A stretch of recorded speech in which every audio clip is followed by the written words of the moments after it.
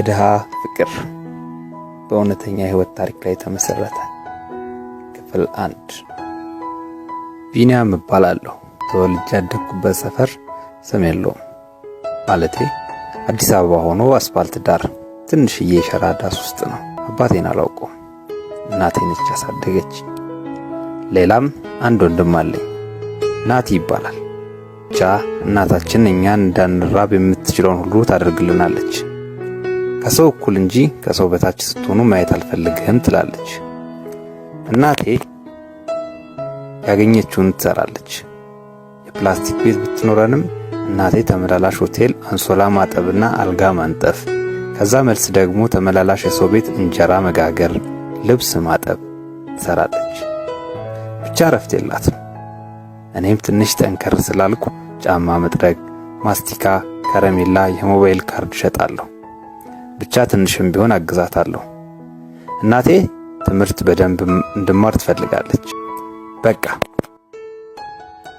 ከሀብታም ልጅ እኩል አድርጋ ትልቅ ትምህርት ቤት አስገባች። እሷ እየለፋች ለኔ ለወር ለትምህርት ቤት ትከፍላለች። የ10ኛ ክፍል ጎበዝ ተማሪ ነኝ። ጎበዝ ስለሆንኩ ተማሪዎቹም አስተማሪዎቹም ይወዱኛል። ድህነቴ ትዝ አይላቸውም። እኔም የእናቴን ምኞት ለማሳካት በርትቼ አጠናለሁ፣ እማራለሁ። በትርፍ ጊዜ እናቴን አግዛታለሁ። ከትምህርት ቤት እንደተመለስኩ የተቀዳደደ ሱሪን ለብሼ ወደ ስራ ሄዳለሁ፣ እናቴን ማገዝ ግዴታዬ ስለሆነ። በትምህርት ቤታችን ውስጥ በጣም የዋህና ምስኪን ሜላት ናት። አንዳንዴ ምሳ ስለማልቋጥር የሷን ምሳ አብረን እንበላለን።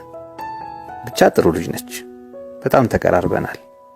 የኔ ማንነትና የሷ ግን ፍጹም የማይገናኝ የሰማይና ምድር ነበር። ነገር ግን በሁለታችን ልብ ውስጥ ፍቅር ተፈጠረ። እኔና ሜላት የፍቅር ግንኙነት ጀመርን። እኔ የድሃ ልጅ ነኝ፣ እሷ ግን የሀብታም ልጅ ነች። በፍቅር ግን ሁለታችንም እኩል ነን፣ ሀብታሞች። የሚገርመው ድህነቴን ያወቀች ለደቂቃ ተከፍታብኝ አታውቅም። ሁሌም አብራኝ ነች። የምንኖርበት የሸራ ቤት እንኳን ደብሯት አያውቅም።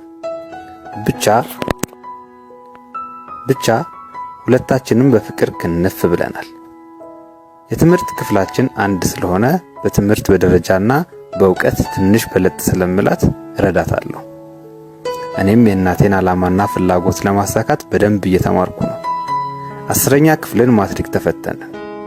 2 ወር ክረምትን ሜላት ከቤት ብዙም መውጣት ስለማይፈቀድላት በሳምንት አንዴ እየተገናኘን ቀጠልን። ተነፋፈቅን። ስንገናኝ ደስ ይለኛል። 2 ወር ክረምትን እኔ የቀን ስራ እየሰራሁ እናቴን ያንኑ ስራዎች እየሰራች ቤት ተከራየን። ከዝናብ ብቻ የምታድን ትንሽዬ ቤት በ100 ብር አገኘንና እዛች ውስጥ መኖር ጀመርን። አሁን ጎርፍ መጣ አልመጣ ሐሳብ የለም። ብቻ ተመስገን ነው። ሜላት ቤተሰቦቿ ሳያዩ ልብስም ዕቃም ታመጣለች፣ የማይፈልጉትንም ታመጣልናለች። ደስተኛ ባልሆንም እምቢ ማለት ግን አልፈልግም። እምቢ ስል እንዴት እንደሚከፋት ስለማይ ነበር ዝም የምላት። መድረስ አይቀር መስከረም ደረሰ። ክረምት አልቆ መስከረም ሲጠባ አዲስ ተስፋ፣ አዲስ ዓመት ተጀመረ። የማትሪክ ውጤት መጣ። በሚገርም ሁኔታ በከፍተኛ ደረጃ ነበር ያለፍኩት። ደስ የሚል ዜና። እናቴ ይህንን ስትሰማ የሚሰማትን ደስታ ሳስብ በጣም ተደሰትኩ። ሜላትም አልፋለች። በከፍተኛ ውጤት ቢሆንም ጥሩ ሰርታለች። ሁለታችንም ተደሰትን። ኦ አምላኬ፣ ነገን አንተ ታውቃለህ አልኩ በልቤ። ሜላት እናቴ ጋር መሄድ አለብኝ አልኳት። አብረን እንሂድ አለችኝ። እሺ ብያት እናቴ ጋር ሄድን። እናቴ ገና ከውጪ ስታየኝ ፊቴ በደስታ መሞላቱን ስታይ እልልታዋን አቀለጠችው። ተንበርክካ ጌታዬ ሆይ አንተ ታውቃለህ አለች። የደስታ እንባ በጉንጮቿ ላይ ኮለል ብለው ወረዱ። እኔም ተንበርክኬ እናቴን አቀፍኳት። በደስታ ተላቀስን። እናቴ ገና ኮራሻለሁ አልኳት፣ በጆሮዋ የደስታ እንባ እየተናነቀኝ። ሜላት ፍዝዝ ብላ የሚሆነውን ሁሉ ታያለች። እሷም ግን በቁሟ እንባ ይወርድ ነበር። እኔና እናቴ ተቃቅፈን ተነሳን። እናቴ በቃ ቤተክርስቲያን ተሳልሜ ልምጣ ገብርኤል ስለቴን ሰምቷል ብላ ነጠላዋን አንጠልጥላ ከቤት ተመስገን እያለች ሄደች። ናቲ አይገርምህም?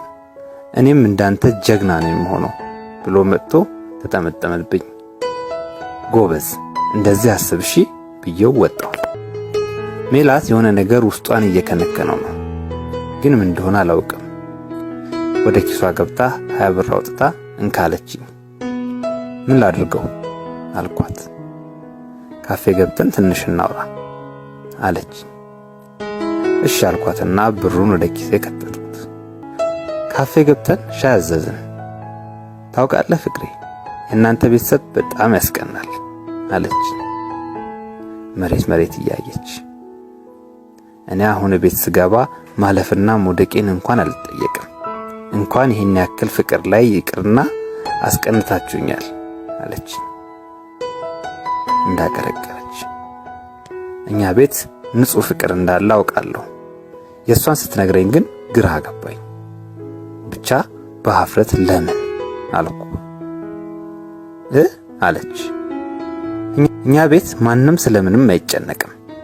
ትማራለህ፣ ካልተሳካ የፈረደበት የአባቴ ካምፓኒ አለ፣ እዛ ትገባለህ። በቃ ይሄ ነው አለችኝ በድዴት። አሁን ደግሜ ሌላ ጥያቄ ለመጠየቅ አልደፈርኩም። ዝም አልኩ። ለማንኛውም እንሂድ አለችኝ። እሺ ብያት የሰጠችኝን ብር ከኪሴ አውጥቼ ከፍዬ ከካፌው ወጣን።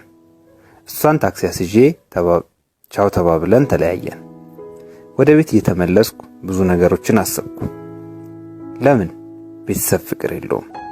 ለነገሩ ገንዘብ ስላላቸው ባይማሩስ? ሜላትም ዝም ብላ ነው የምትደክመው። ምን አለ እኔ እነሱ ቤተሰብ በሆንኩ? አይ ተመስገን እንኳንም አልሆንኩ፣ የእናቴ ፍቅር ከገንዘብ በላይ ነው እያልኩ ወደ ቤቴ ገባሁ። እቤት ስደርስ እናቴ ቡና አቀራርባ ሻማ ገዝታ ጠበቀችኝ። ደስ አለኝ። እናቴ እወድሻለሁ ብዬ ግንባሯን ስሜ ተቀመጥኩ። እናቴ ደስ ስላላት ደስ ብሎኛል። በቃ እናቴ ከዛም ብላ ያጠራቀመቻትን ብር ሰብስባ ዩኒፎርም ልታሰፋልኝ ስታስብ ሜላት ዩኒፎርሙን ቀድማ አሰፍታ መጣችልኝ። በጣም ደነገጥኩ። እኔ ከዚህ በላይ እንድትረጂኝ አልፈልግም አልኳት። ሜላት ግን በቃ እሺ ብላ ዩኒፎርሙን ሰጣኝ። ከቤት ቻው ብላ ሄደች። እናቴ ደነገጠች። እኔም ተከትዬ ልሸኛት ፈዝዤ ቀረሁ። ይቀጥላል። ቀጣዮቹን ክፍሎች ለማግኘትና እንዲሁም ሌሎች ተወዳጅ ፕሮግራሞችን ለመከታተል የዩቲዩብ ቻናላችንን ሰብስክራይብ ያድርጉ። የደወል ምልክቱን በመጫን ቶሎ ፕሮግራሞች እንዲደርሶት ያደርጋል። መልካም